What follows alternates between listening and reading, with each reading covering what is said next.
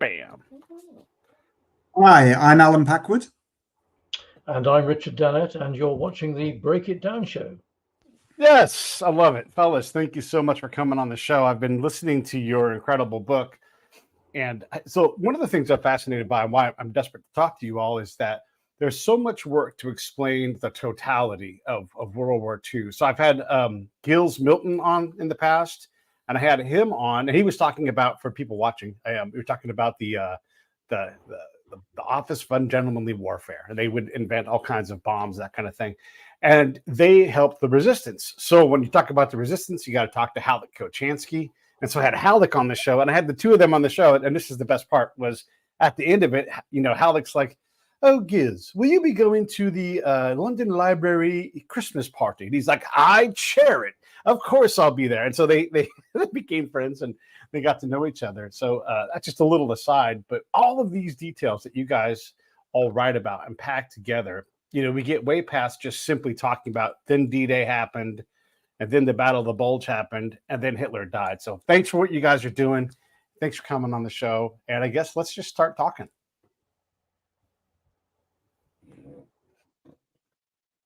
Okay. Yeah, go ahead. Okay. I thought maybe somebody have something to say. Okay.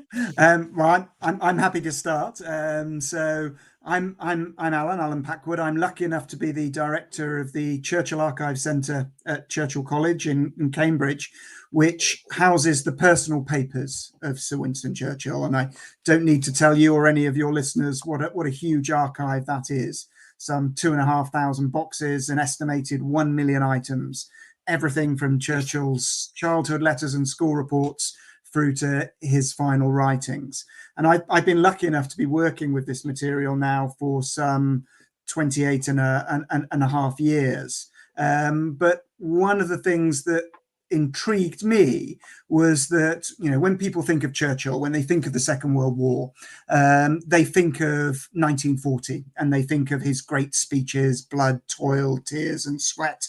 Never in the field of human conflict was so much owed by so many to so few. This was their finest hour. But they don't tend to think of D-Day. When you think of D-Day, you think of Tom Hanks, you think of Saving Private Ryan, it just got me thinking, well, why was this? And so that led me into sort of starting to research and to think about Churchill and D-Day. And then I was lucky enough to meet Richard, and Richard has a very specific connection to Normandy and D-Day.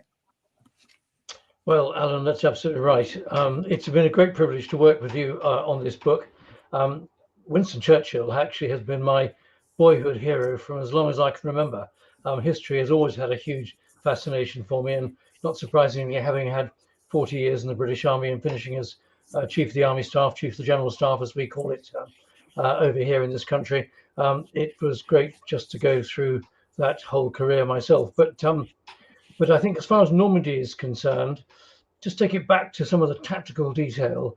The only Victoria Cross, the only medal for the highest valor won by a member of the British Armed Forces, the British Army, on D-Day was by Company Sergeant Major Stan Hollis of 6th Battalion, the Green Hounds.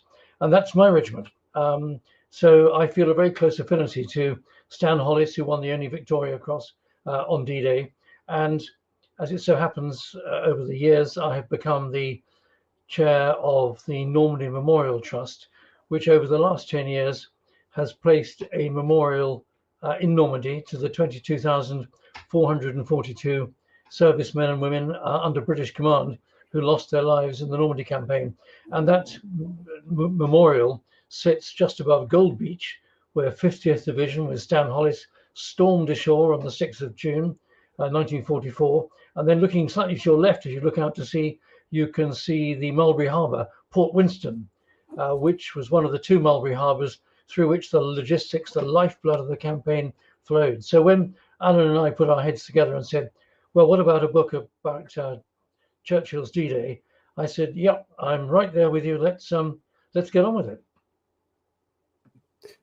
It's such a big endeavor, and I wanted to go back to the archive piece because we continue to find some of these modern day archives of these incredible people recently had someone on the show who manages Ernest Hemingway's archives, and they had found a box of stuff at one of the restaurants he inhabited at in Key West. So you get these things, and you can go through every single piece of paper that's in there. And you talked about how many there were. It's crazy. When you see a speech, and you guys mentioned this in the book, you talk about one of the most important speeches. Is Churchill or his staff, are they thinking that this first draft that's not even been retyped into another draft, which is then, is he thinking about the fact that we're going to be talking about this 80 years later? I'll jump in ahead of Alan there, because Please. I make quite a lot of speeches, and sometimes people offer me drafts of speeches, but actually I prefer to do it for myself. And I think Churchill was an extraordinarily busy man. And yes, his staff were being helpful and they were offering him drafts. But actually, he knew, rather as you're suggesting, that these words were important words. They were words of moment. They were words of history. And he wanted to get them right. And that's why we see the scratchings and the corrections and the writing out and such wonderful documents in Alan's possession, now in the archives. Yeah, I mean, if I can just amplify that, I mean, I think what you have to remember about Churchill is that he was first and foremost a writer. He cared passionately about words.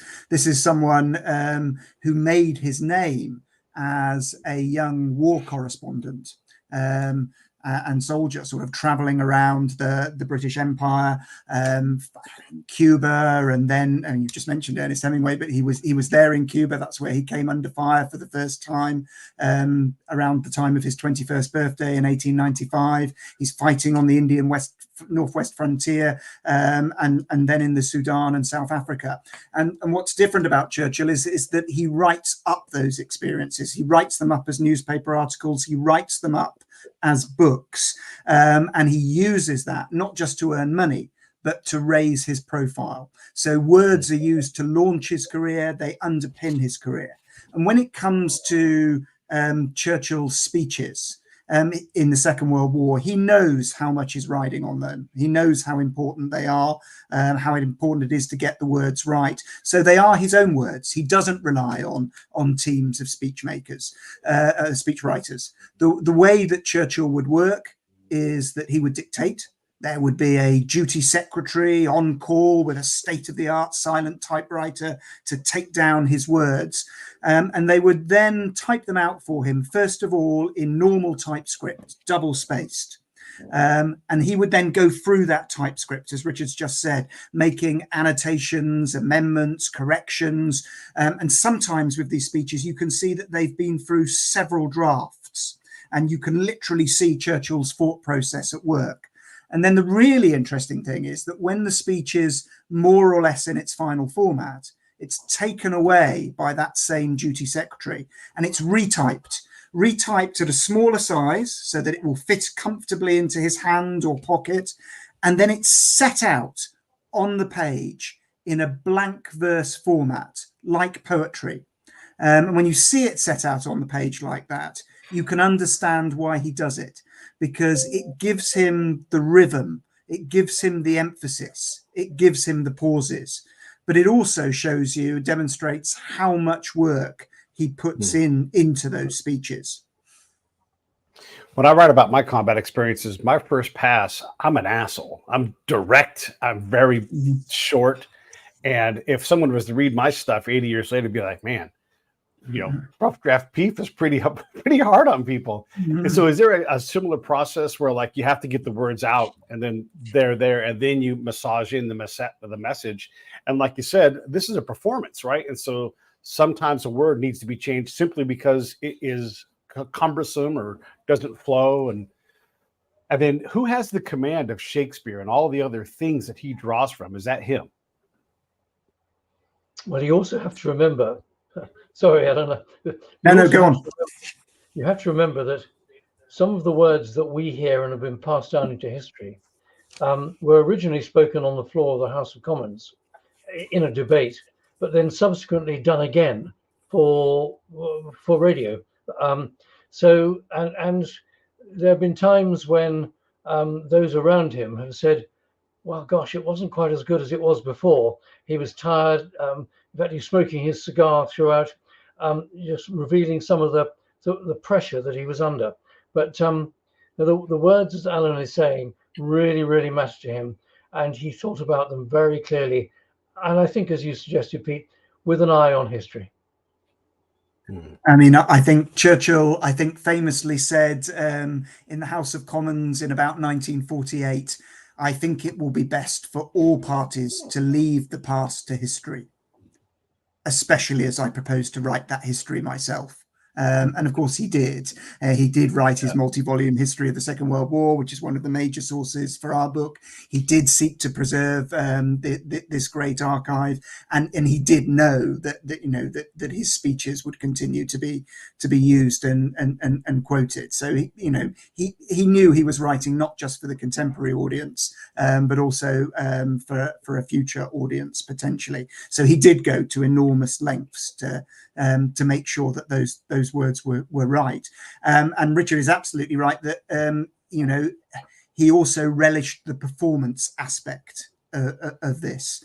It was the adrenaline that he got from standing in front of 400 fellow MPs in the House of Commons, or standing up in the Congress in December 1941 after Pearl Harbor, when he gives that amazing speech to the joint houses. The whole thing, we kind of lose track of the fact that none of this was assured. I mean, there's definitely times when things didn't go well. We'll just say Dunkirk for one. But there are so many instances where one bullet, one decision, one bit of bravery changes completely everything. And so we lose track of the fact that it's a foregone conclusion that this was going to work. When did, like when Eisenhower writes his thing, like, hey, we're going to send all these guys over to D-Day. By the way, when it doesn't work, it's all my fault. I guess, where was Churchill when it comes to that kind of accountability? What were his thoughts about the operation? And then I really want to get into all of the egos that you have to manage in a joint combined operation like that before we'd even really studied joint combined operations. So I'll give the floor to you guys. Well, there's one document, and I'll let Alan reveal that document, which just illuminates Winston Churchill's doubts and concerns on the eve of D-Day. And remember, casting back, yes, of course, we now know it was successful. But on the evening of the 5th of June, 1944, he had no idea what was going to be successful. And we'll come to what he said to his wife, Clemmy, in a moment, and I'll let Alan reveal that. But just too kind. You should go for it. No. But just go back to when Winston Churchill was First Lord of the Admiralty and came up with the idea to knock Turkey out of the war through the Gallipoli campaign. That was a disaster. And that really played on his mind. Fast forward to early 1940, when he was again First Lord of the Admiralty, and there was this really good idea.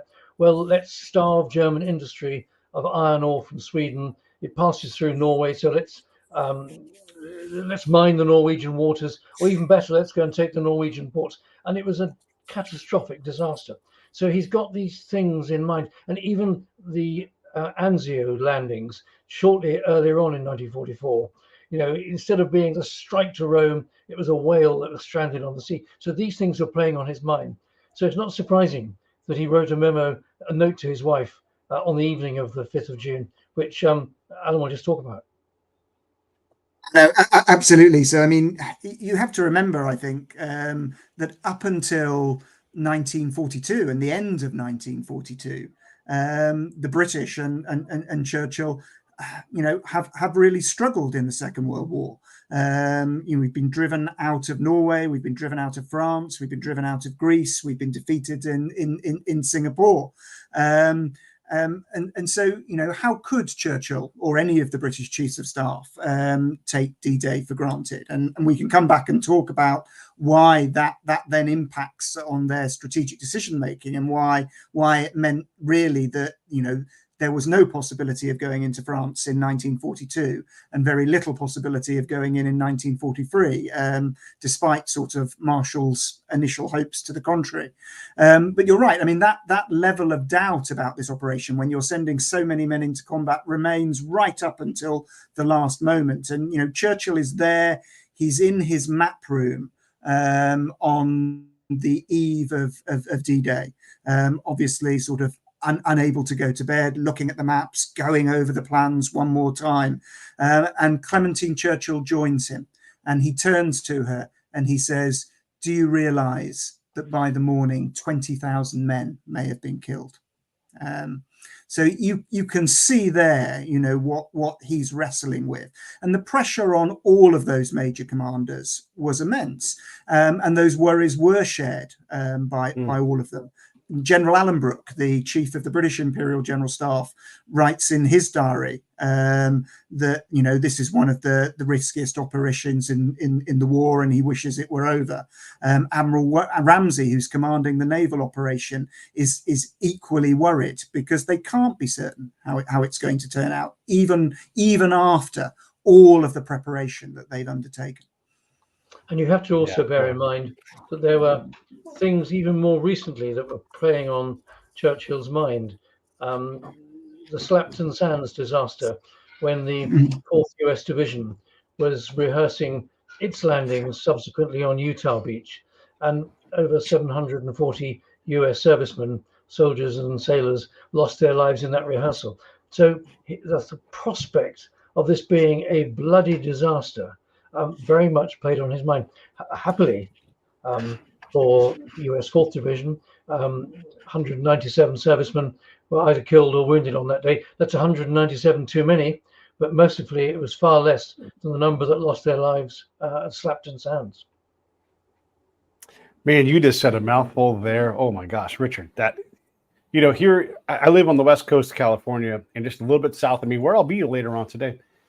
You know, the Marines can't reliably put an armored vehicle with Marines inside of it and keep it on top of the ocean today.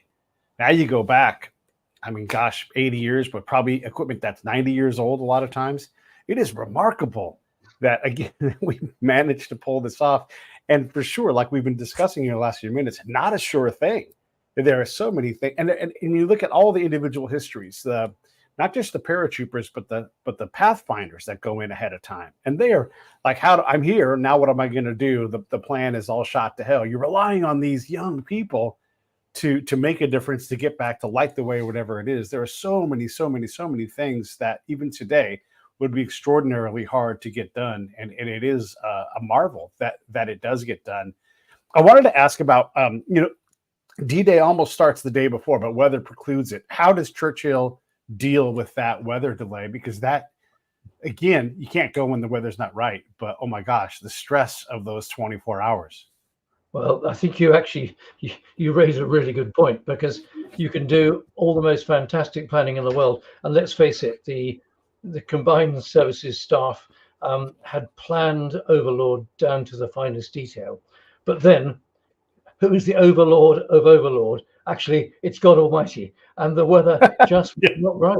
And you know, the plan was to go on the 5th, and frankly, if he hadn't gone the next day on the 6th, it would have been a delay for another 2 weeks, when the tides and the moons wouldn't have been quite right.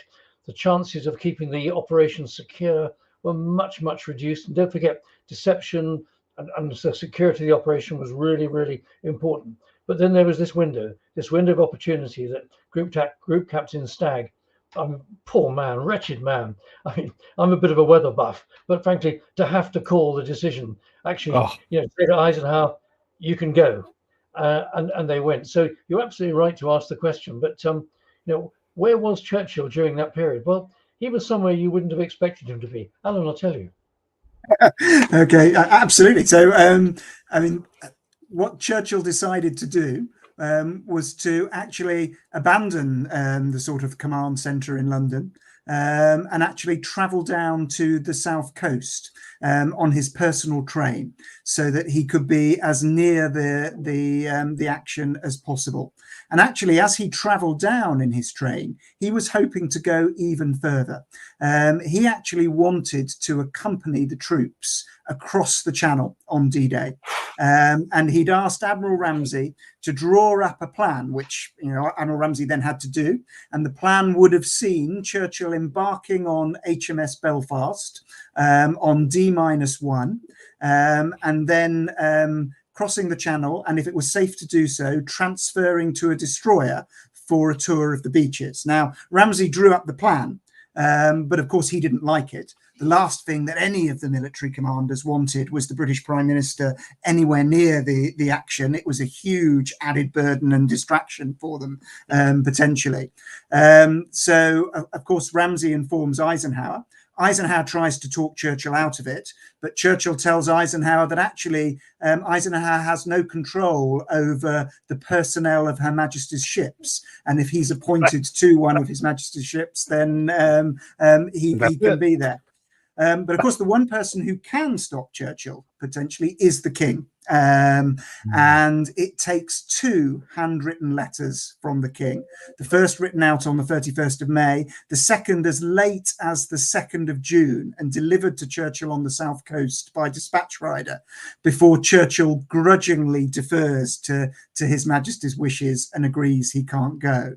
Now, obviously, it was madness really to have the Prime Minister contemplating crossing the channel, and his staff were all opposed to the idea, and were equally opposed to the idea of him being in a train down on the south coast, which had basically one line to the outside world. So there was Churchill in a sleepy siding in Droxford in Hampshire, demanding to speak to the president, demanding to speak to the combined chiefs of staff.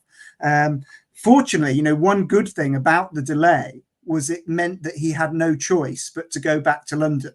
So actually on D-Day itself, he was back in London, and he was able to go and address the House of Commons at noon as the first news of the landings came in. Which was where, of course, he should be constitutionally. And I think the other thing that's interesting about that speech, that intervention that he made in the House of Commons, was that the first thing he talked about was the fall of Rome the previous day under Field Marshal Alexander.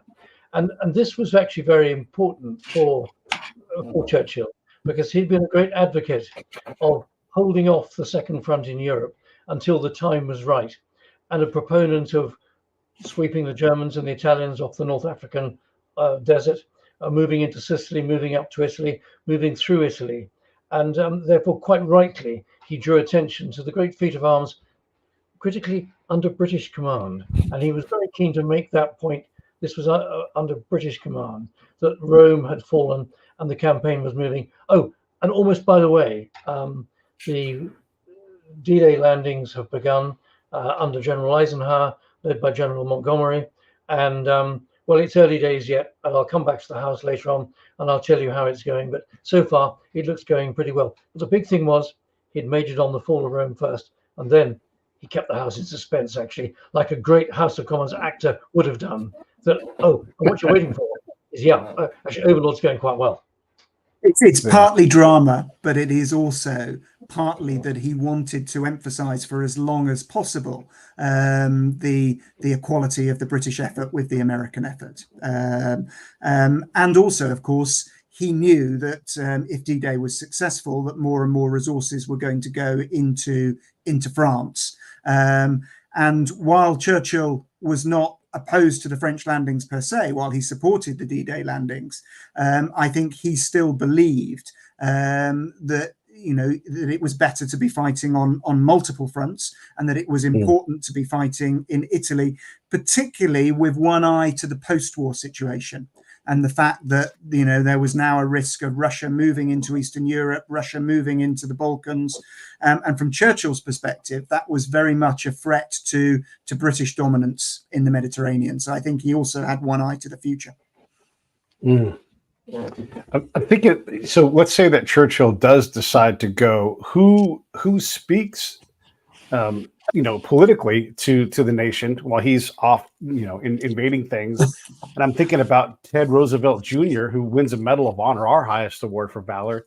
And he basically runs up and down the beach directing things, because he's like, I'm going to die from a heart attack in a month anyhow. So let's just do this thing. Right. And so it is powerful to have someone there like that. But what happens if Churchill is killed, if he does go, and who's speaking while he, who's doing his job when he's out doing that, if he doesn't heed the king's word, or I never met a writer, and he takes off. Right, shall I come in here, Richard? So you're first. I mean, I think, I mean, this is exactly one of the issues and why it was clearly impossible for Churchill to go. But I mean, I think the answer to that under the Constitution is that it would have fallen on Churchill's deputy prime minister, Clement Attlee, the leader of the Labour Party, to speak in the House, or perhaps the Foreign Secretary, Anthony Eden. Churchill, when he went abroad, when he travels over to the United States, or when he goes to the Middle East or the Soviet Union, he will normally tell the king that if anything happens to me, because of course international travel in those days was so dangerous. You're traveling, across enemy-infested waters sometimes, and you're flying in sort of and planes where if they go above 15,000 feet, you need oxygen. So, I mean, he would normally set in place some sort of mechanism for who would replace him if something happened to him. And I think it's interesting here. Churchill falls very ill in North Africa after the Tehran conference in December 1943. And he actually comes close to death, which is something that was sort of obviously kept from the British public at the time. And one of the things that he says to his daughter Sarah, who's now nursing him, is, "It doesn't matter if I die now. All of the plans have been made."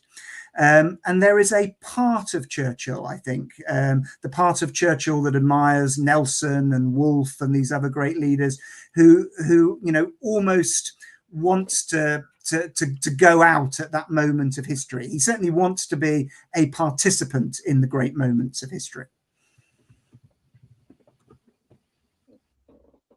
Anything on that, Richard? I completely agree with what Alan said. I mean, Churchill is so much part of British history, so much part of international history, but actually he knew it and he lived it, and he wanted to be that right from when he was a young man. And he got himself involved in the Boer War. He got himself taken to Cuba. He joined. I mean, he just had a sense of history. He loved history, and I think he also loved life. I mean, certainly enjoyed living life. I mean, the things that he consumed and the things that he did, the cigars he smoked, the champagne he drank, the brandy that he drank. I mean, he certainly enjoyed living life.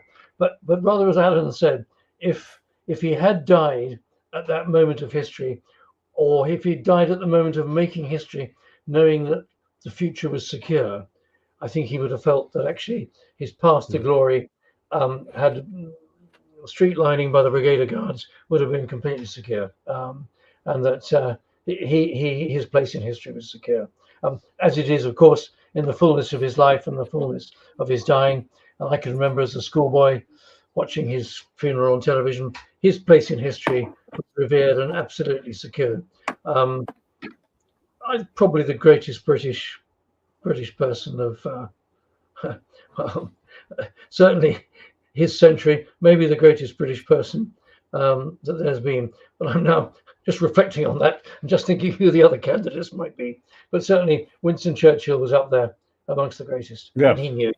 And he knew it. There's a wonderful quote by Churchill from an Edwardian dinner party where he meets Violet Asquith, the daughter of the then Prime Minister, Herbert Asquith. And he says to her, "My dear, we are all worms, but I do believe that I am a glowworm." And I think that captures something of Churchill's sort of self-belief and belief in his own destiny. Yeah. We lose track, or we're not aware. And whenever I read these books, it's just always so powerful to think, man, it's so much more complex than I ever realized. And like, I've been to war, I know how complex this stuff is and how dangerous and risky. But the whole interplay between France and what will France be on the backside of the war, because there is this is a totally different part of the game.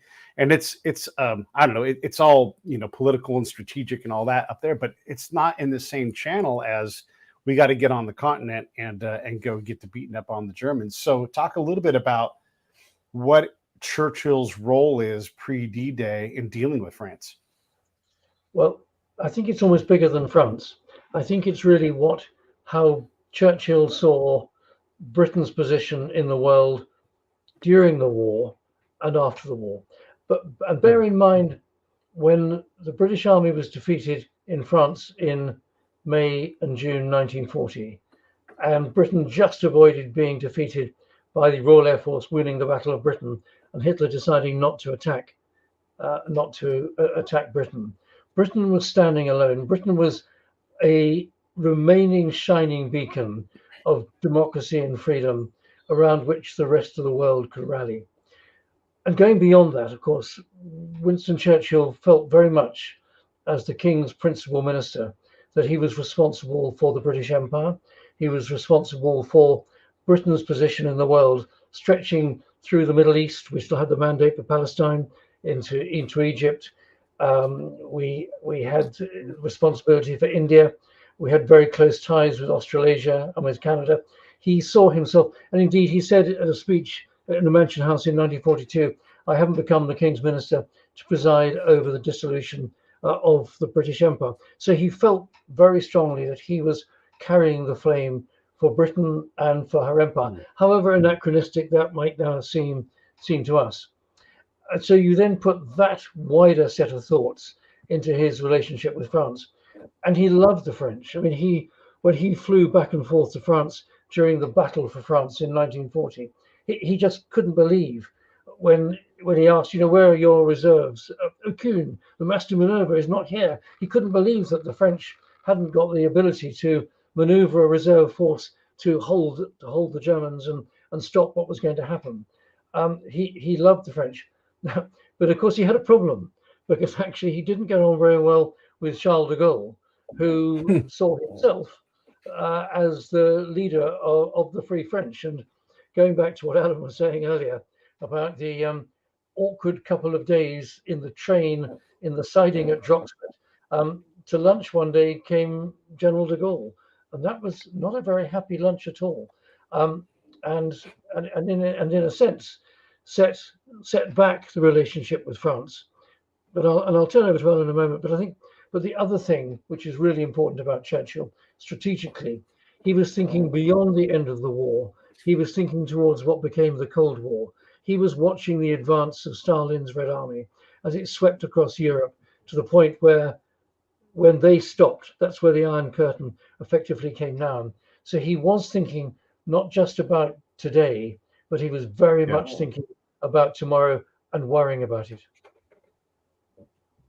Absolutely. And let me just sort of pick up on a few things there and dig into that sort of Churchill, de Gaulle, Churchill and France relationship. I mean, I think the Churchill and de Gaulle relationship is a really interesting one.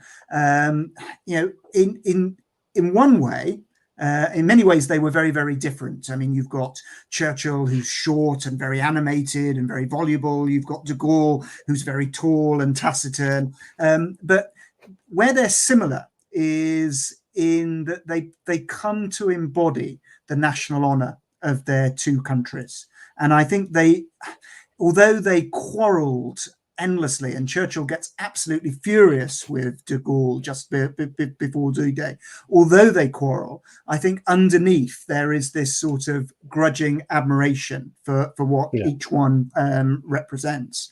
But Churchill on the Sunday before D-Day, so on the 4th of June, basically has to tell de Gaulle over Sunday lunch that the D-Day landings are going to happen, and it ends up in a massive row, because of course de Gaulle is very concerned that if the Allies go into France, that it's his Free French committee that actually controls the civilian administration in France. And that's something that Roosevelt in particular is not prepared to recognize. He's not yet prepared to recognize de Gaulle as the provisional government of France.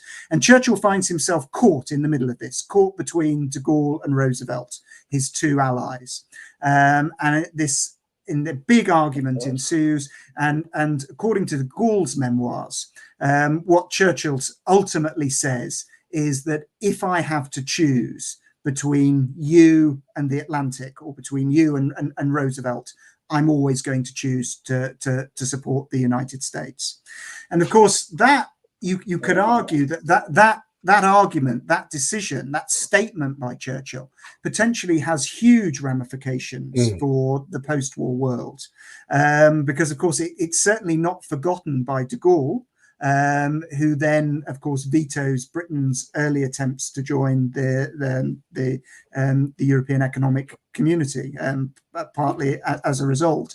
And in a way, it sets up a dilemma which has been faced by all British prime ministers since Churchill about actually where does Britain sit in relation to the United States and to Europe.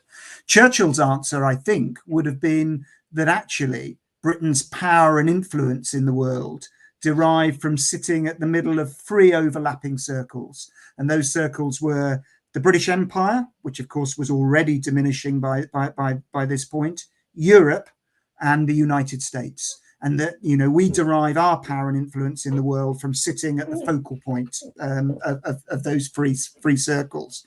So, you know, he's certainly wrestling with that dilemma on the eve of D-Day. The other dilemma that he's wrestling with, which is covered in the book, is what the effect of the Allied bombing campaign in advance of the D-Day military operation is actually going to do to French civilian morale and French public opinion. And Churchill is really concerned in the weeks prior to D-Day that the bombing of French marshalling yards, railway yards, which is part of the bombing campaign, will actually result in thousands of French civilian deaths, and that to his mind, this might actually create a dull hatred of the Allies amongst the French population, which in turn would then stop them from supporting the Allied operation when it comes, and coming back to Richard's point, might also turn the French population towards communism in the post-war world. So I think what you see there is that he's having to wrestle not just with the military operation, but also with these very complex political and diplomatic issues. Yeah, everybody who's listening. Oh, go ahead. The ultimate irony of what Alan has just said about Churchill's dilemma about whether he should support the switch of the heavy bombing campaign to be against marshalling yards and railways because he was concerned about French civilians, when in fact the development of Montgomery's Overlord plan was rather slower than it might have been, and Culled became a problem, a nut that really had to be cracked. He had to go along with the fact that Culled was very heavily bombed and a very large number of French civilians lost their lives, which is why, fast forward to the last few years, when, as I was saying earlier, we put the British National Memorial at Vers-sur-Mer overlooking Gold Beach and Mulberry Harbour, we made sure that there was a very appropriate and special commemoration memorial to the French civilians who lost their lives, because, you know, loss of life in war by anybody at any stage is terrible. But when you've got civilians in a country that's being liberated that have to die in their tens of thousands, that's an absolute tragedy. And that felt very, very upsetting to Churchill, and quite rightly so too. Did you have something else on that at all, Alan? No, I absolutely agree with that. I mean, it's you know, but it's interesting. It's an often overlooked part of this story, and it did actually dominate discussions in the British War Cabinet and Defence Committee in the weeks leading up to D-Day. I wanted to let everybody know we're talking to Allen Packwood and Richard Dannatt, and they've written an incredible book about D-Day and how it belongs to Winston Churchill, which is just fascinating to read all of the different little pieces of this. So, yeah, sure, the battle happens, but all of the things that lead up to this point in time for Churchill, it's great. Here's the link down below. You can look and see down there in the comments. You know what I always say, buddy, read it, buy two, get one for your friend, and read this book. If you love World War II history, if someone in your family does, Father's Day is coming up, shoot, get this book. I'm telling you right now, I am having a blast reading it. I'm learning so much about something that I thought I knew a lot about, but apparently I don't know the first thing, because these guys have really done a great job researching. So we started to kind of touch on this topic, and it's so it's so fresh today. Matter of fact, I think even today the IDF has released their casualty numbers in terms of what they've done in their fight with Hamas. And so when you think about Churchill, you just recently mentioned the French citizens, and there's always going to be civilian casualties. Oh, and by the way, Jeffress and his whole crew with all of this, ungentlemanly warfare, this often means whole villages getting targeted. And there are so many things that happened. There's a British citizen who, not sorry, I should say Australian citizen who ends up on the continent before the war. And he gets trapped there because a girl and love, and all of a sudden he ends up in the resistance. His name is Bruce Dowding. His grandson is Peter Dowding, who was someone of note in Australia. All these things go into this, right? Like we talked about all this big stuff, France and Russia and everything else, but there's Bruce Dowding on the ground out there in the resistance, and that has to weigh. As much as Churchill loves bombs made out of condoms and breath mints, there is a cost for all of this stuff, and it must be heavy.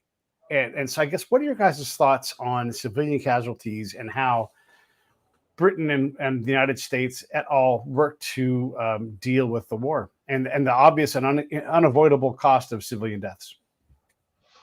Well, I mean, from a military point of view, it has to be accepted by any responsible commander that civilian deaths must be kept to the absolute minimum.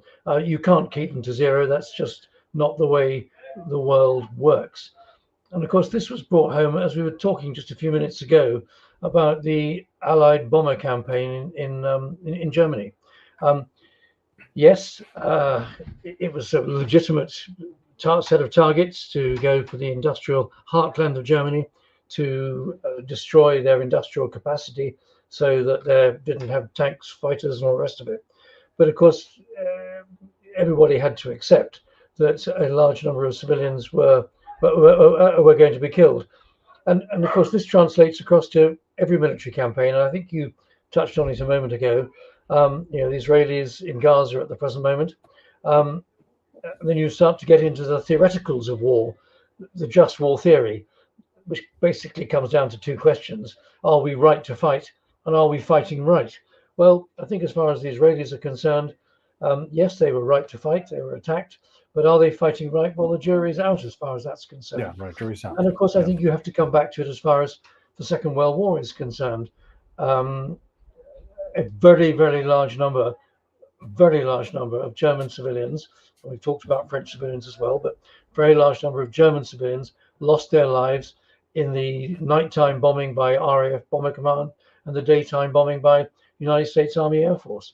But, it was argued that this was the way to do it. Morally, it is better to argue that we will destroy their industrial capacity. Morally, it is less good to argue that we will destroy their morale.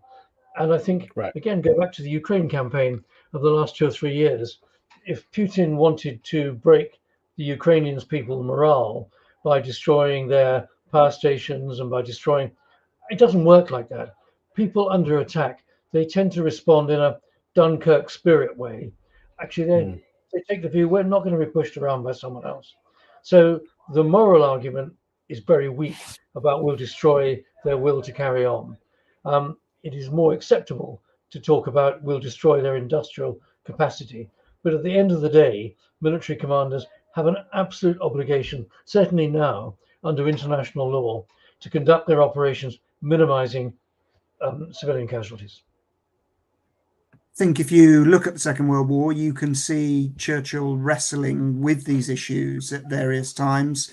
At the height of the bombing campaign of Germany, he does draft a memo to the chiefs of the air staff where he questions the bombing policy and asks, effectively, have we gone too far? Are we beasts? But he's balancing that against the need to bring the war to an end as quickly as possible, because that is ultimately how you're going to reduce casualties and suffering. I think for me it's sort of summed up by the little dictum that he prints at the front of all 6 volumes of his history of the Second World War, where he writes out, in war resolution, in victory magnanimity, in defeat defiance, in peace goodwill. And that's really the way that Churchill operated. As a war leader, he would use all of the weapons at his disposal to end the war as quickly as possible, because otherwise his view was that if we didn't use those weapons, the enemy would develop them, and they would use them. But as soon as you've got peace, then it's changing, and he's looking to limit the suffering. The other thing I would say is that we tend to think of Churchill as a warlord, but actually, he is working within the constraints of the British parliamentary system, the democratic system, and he always takes that extremely seriously. So throughout the Second World War, he is reporting regularly to the Houses of Parliament and giving them updates on the war situation. He is also ensuring that all of these big decisions, like the debates on the bombing of France or Germany, are being debated in the British War Cabinet, so that you do have political oversight and comment feeding into the military decision making. Would you say that's fair, Richard? I would. I was just also going to say that the moral dilemma, of course, was very much there throughout. And one of the facets of D-Day and the Overlord campaign was that almost as soon as it began, the German V1 and V2 campaign against the UK began. The V1 was bad enough because they were like sort of today's drones, and you could kind of hear them coming. But the V2 was a supersonic weapon that just arrived with a huge amount of explosive. So if Churchill had agonized over the ethics and the morality of bombing German cities, in a sense, he took a bit of comfort by the fact that actually Hitler was using these super weapons against him.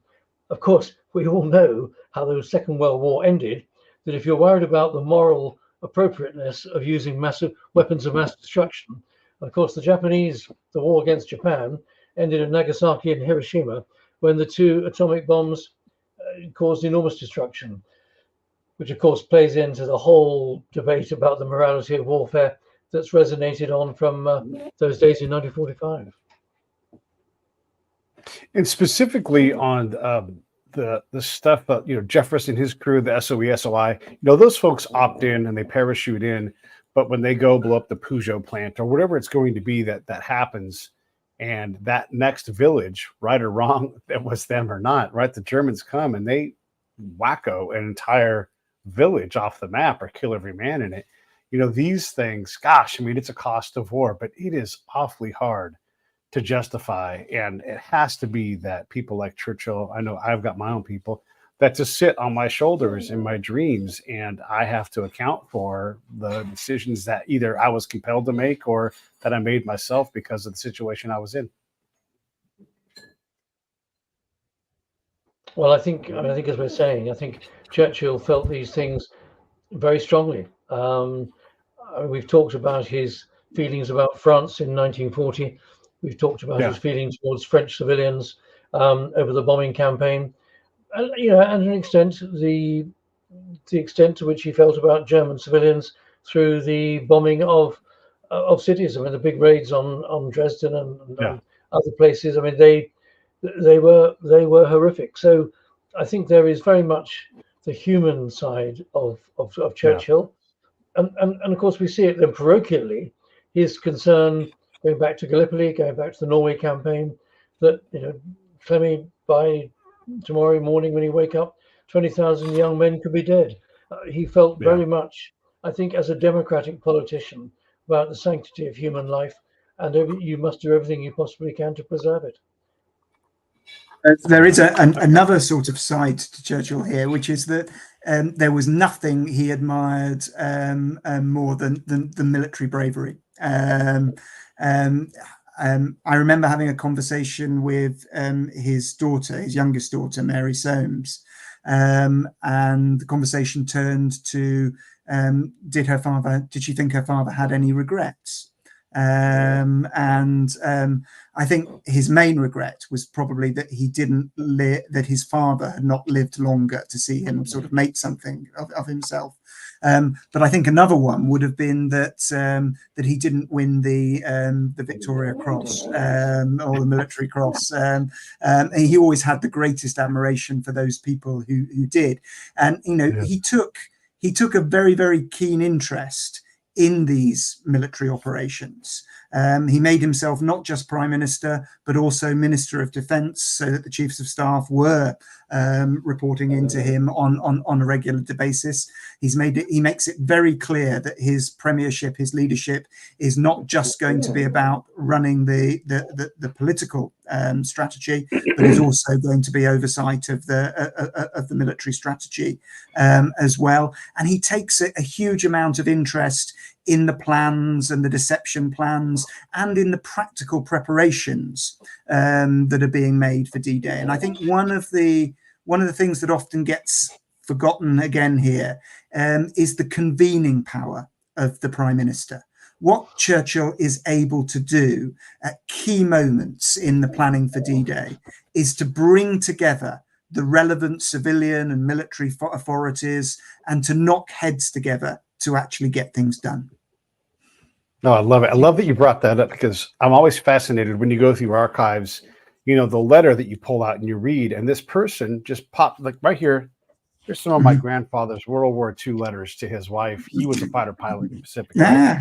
And these moments come to life where someone named Don pops in, and you're like, who is Don? And then Don has this hyper short part of the story, but he influences the decision of whoever it's going to be, Churchill, whatever it is. So there must be these moments, these places that they don't hold enough weight to be in the story. But if they didn't come at that time, maybe different decisions are made. So who popped up in your guys' work where you're like, this is amazing, can't get distracted by that, but we're going to remember that, because if you don't write about it now, it could be that no one ever writes about that person. Well, I think that's one of the things that's fun, and I'll let Alan talk about a couple. One of the things that's fun about the book is actually the way various people pop up throughout it. I mean, at the start, slightly selfishly, I talked about Company Sergeant Major Stan Hollis winning the only Victoria Cross for the British Army on D-Day. Yeah. But Stan Hollis was there at Dunkirk. Stan Hollis was there in the Western Desert. Stan Hollis was there in Sicily. Stan Hollis was there throughout the story.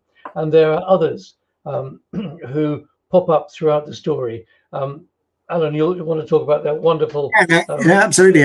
I mean, I think what we wanted to emphasize was, firstly, of course, that, D-Day is the sum of so many individual contributors at all of these different levels, from sort of Churchill and Roosevelt and Allenbrook and Marshall at the top, right down to the not just the people who are storming ashore, but the people who are supporting them, the people who are building the synthetic harbors, and the people who are sort of making sure that the armies are supplied, the people who are actually doing all of the deception plans.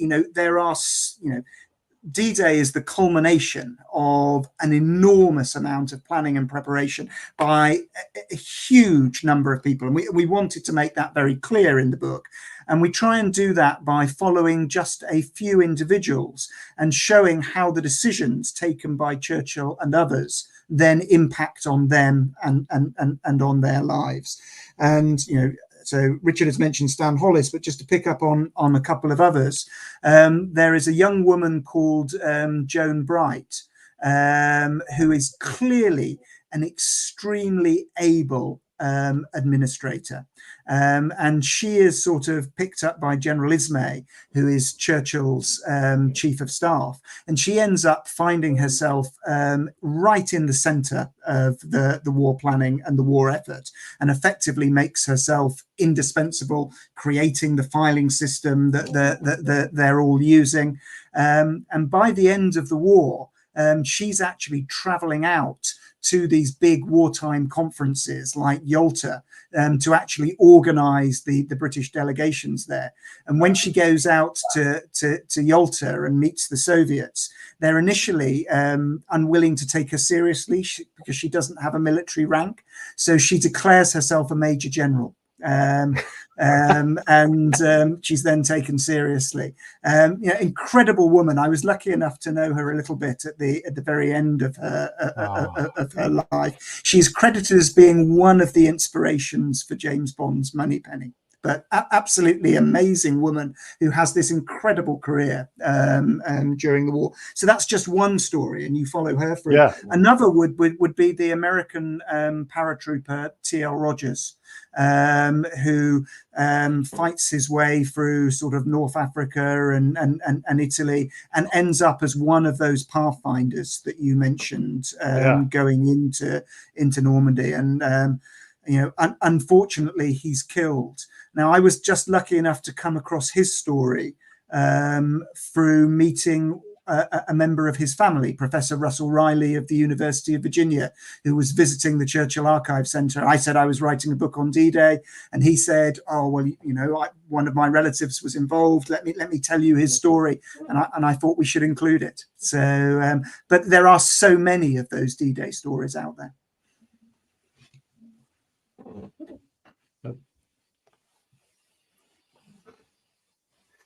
Sorry, I had a little glitch on the Wi-Fi side. Yeah, I love it, and I love all of these little stories that do get to come to life. And T.L. Rogers, whoever else it's going to be, I appreciate you guys doing the work. Hey, we're just about at an hour. I don't want to keep you guys too long, and I have thoroughly enjoyed talking about this, and I'm really loving the book. What do you guys want to close with, and then we'll get out of here. And just a reminder, everybody, if you look in the remarks, there is the link down below. You can get the book right there, and like I said, always buy two because that's great for these guys. All right. So to wrap this thing up, Alan, Richard, what are your thoughts? Well, Alan's in the archives, so I'll go first and then let him add a bit of detail that he might want to add. I think the big thing, the great thing about Churchill is the enormousness of his character and his strategic grasp. Yes, he was there at Gallipoli. Yes, he was there in 1940. Yes, he was very significant, but perhaps under-recognized. And what our book is trying to do is to change that around Overlord and D-Day. But he had this world vision, this world perspective.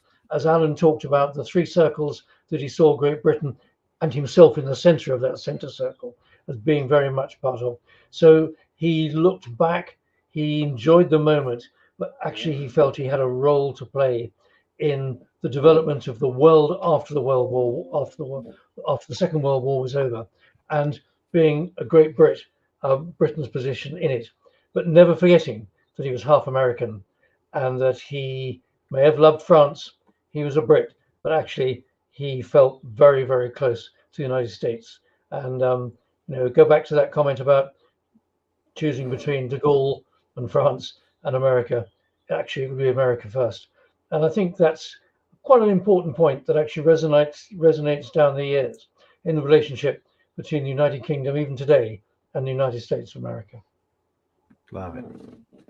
It's very, very, very hard to follow that. But I would say that for me, and coming back to the sort of motivation for writing this book, most of the time when people think about Churchill, they think about 1940. When you think about Churchill, you tend to think about Gary Oldman and Darkest Hour, the movie. You don't think about Churchill in connection with Saving Private Ryan and 1944. And actually, I think you need to, if you're looking at Churchill's leadership during the Second World War, you need to see the totality of that leadership, and the role that he plays in 1944 for D-Day is in many ways a very different role. He's not at the center of events in the way that he is in 1940. He's not the mouthpiece for events, but he's playing a hugely important role behind the scenes in developing the strategy, in steering through the preparations that ultimately deliver victory on the beaches and therefore bring an end to the war in Europe. And I felt that it was important that we put some spotlight on that. Of course, it's not always an easy relationship with the United States, and I think many of your listeners will be interested in sort of reading in the book about many of the sort of arguments and discussions that take place about strategy.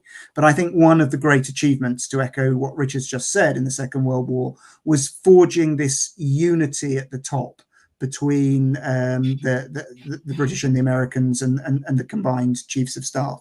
And it's that has to be tested in North Africa and Italy, but it's that ultimately delivers victory in 1944. And let's just not forget, if England under Churchill had not stood in 1940, such that America and American troops were able to come to Britain and take part in the Second Front in D-Day in 1944, with the Russians coming across Europe, if we had not defeated Nazism and fascism in Europe, Europe and the world would have looked a very different place today. Churchill has an absolutely cornerstone position in history in 1940 and in 1944. I love it. I love it. All right, let me roll these credits and I'll say goodbye to you guys proper like after the show. Be right back. Bye-bye, everybody else. Hey, thanks for watching the show. I really appreciate it. Right here, you can subscribe. Please do that. It makes the show grow. Hit that notification bell so you know which incredible guest is coming up next. Down below is the PayPal link. You can put a small subscription in. That is an enormous help. All that money goes right back into the show. And then right up over here are the next episodes you should listen to, curated by yours truly. Thank you so much.